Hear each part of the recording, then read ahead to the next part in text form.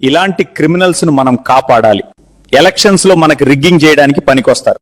జగన్మోహన్ రెడ్డి గాది సాయి కృష్ణ ఇంటికి వెళ్ళారండి. అమ్మయ్య శవం దొరికింది అని అనుకున్నాడు. ఓ రౌడీ షీటర్ ఫ్యామిలీ మాటలు నమ్మి నిబద్ధత కలిగినటువంటి కాపు సిఐపై అసత్య ఆరోపణలండి.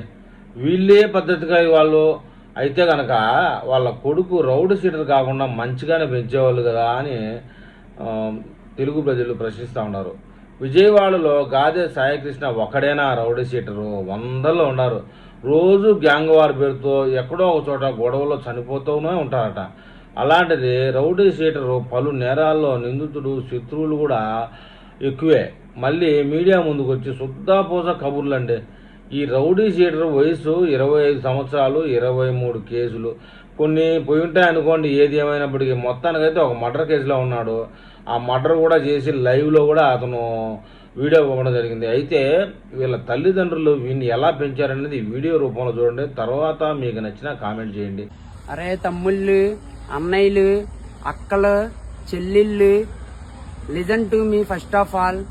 అరే బిడ్డ, నేను మీ అందరికి ఒకటి చెబుతున్నాను, ఓకే? నాకు గుర్తుపెట్టుకోండి.